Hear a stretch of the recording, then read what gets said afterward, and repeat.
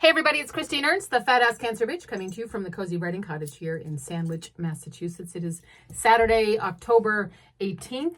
It's kind of a lovely day out there. Perfect for fall. I'm going to take my tomato garden in. Might wear my hot dog costume to an O Kings protest. Plant-based wieners against fascists. We shall see. And tonight I'm going to a Patty Griffin concert with my girl, Marnie, up in Medford at the Chevalier Theater. So that will be wonderful. But this past week was kind of tedious. Was it tedious for you? Week before was kind of a roller coaster. This past week was just kind of a slow grind. Started with a bit of a circus in my house on Sunday with the first quarterly Ernst family trimming of the cat's claws.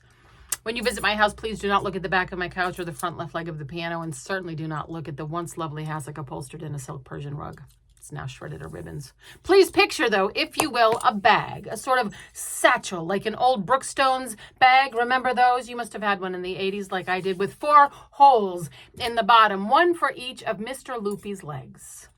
Now imagine my husband Michael in a pair of up-to-the-elbow welder's gloves, holding a flailing, hissing Mr. Loopy while I try whack-a-mole style to get each of his paws through one of the holes in the bag while Julia tries to soothe him with his favorite treat, a lickable tube of pureed tuna. Miraculously, we got the cat in the bag. Please picture me standing on an ottoman holding aloft the bag with 4 legs poking out of the bottom while Michael sans gloves very nervously, very gingerly, very, very quickly scoots around me, trimming Mr. Loopy's claws. And none of us were scratched, though some of us got smeared with tuna goo. We didn't even attempt to do Stinky Lola's claws as she watched it all and promptly hid in the basement. Very smart. Then Monday was tediously not a day off for me, and I had to work from home to await a furnace repair guide, which turned out to be an easy fix, and we don't, thank God, need a new system yet. This was a tremendous relief as I was steeled for $20,000 worth of bad news. Tuesday was all tedious spreadsheets and hurrying up and waiting. It was a not tedious date night on Tuesday night, leftovers, and a new episode of Slow Horses. L'amour, l'amour. Wednesday was, let's just say Wednesday was too long. Thursday was writing 8 tedious grants and dinner with my mom. Friday was all the tedious stuff I didn't get to Thursday because of the 8 tedious grants I had to write. And then I stopped on the way home Friday, last night, at BJ's. I got one of those $15 promotional memberships on impulse, like a dope, but I decided to check it out lest I waste $15. Full disclosure, we live in an 800 square foot house, and I have absolutely no business purchasing a bulk pack of 48 rolls of toilet paper or even one of those big tubs of peanut M&Ms, but I do like a bargain. And my friend Nick told me about all their cheap gas. Anywho, I went to the service desk to pick up my new card, and a woman with such beautiful, long, curly red hair and laughing eyes was there. She looked so familiar, but I couldn't place her. She asked for my license and said with a big laugh, "Ha, I know you." And then her whole name and story just dropped into my brain. "Kristen!" I blurted. Kristen. Of course, Kristen. I met Kristen at Stop and Shop 4 or 5 years ago. We were both shopping produce. All the shit goes down in the Stop and Shop, if you didn't know that already. She was with her family. She was a little loud. Okay, she was a lot loud and funny, joking with her sons in the produce section. Without really eavesdropping, a little eavesdropping, I learned that she was sick. She was also wearing a scarf on her head, clearly in treatment, that chemo pallor unmistakable. I approached her in front of the iceberg lettuce. I put my hand on her arm and said, "Hey, sister." She stared back at me, puzzled. I said, "I had a haircut like yours a long time ago." Much as someone once said to me, also in a Stop and Shop for that matter, but in 2001 in front of the yogurts.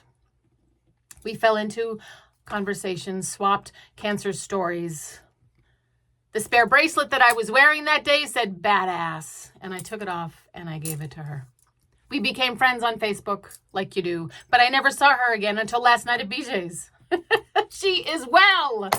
Her 4 sons are well. She's a football mom, and she has a hottie younger boyfriend. She still has the bracelet. We laughed while she printed my membership card and gave me pointers on shopping the BJ's. I couldn't hug her across the counter, but we squeezed hands, and I told her I would see her soon. Badass for sure. I needed this reminder at the end of a tedious week. The reminder that the through line persists, the good stories, the strong women, the thread to pick up and restart.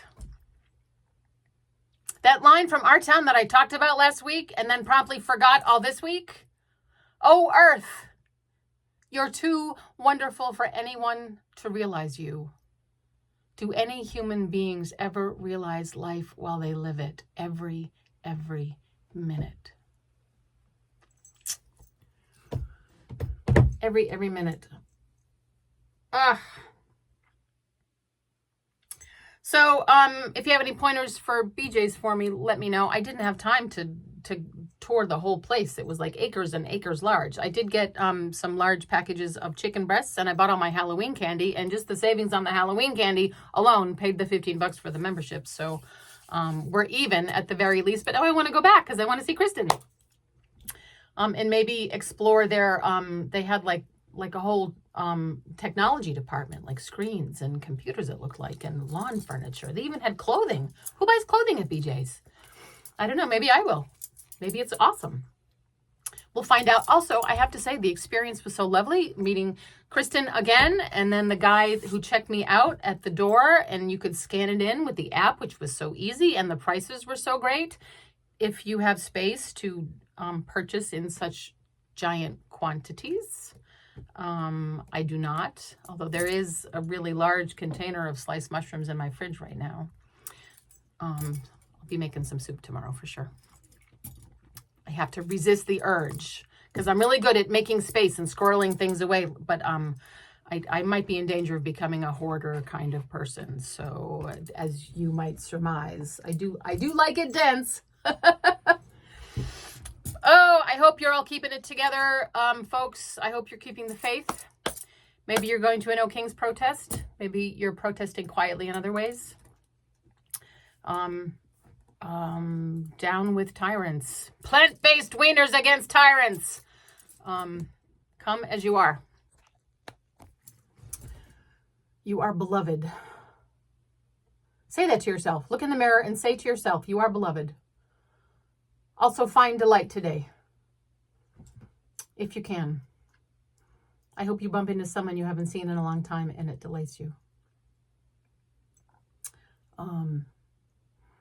Stay well every minute. I'll see you next week. Thank you so much for tuning in.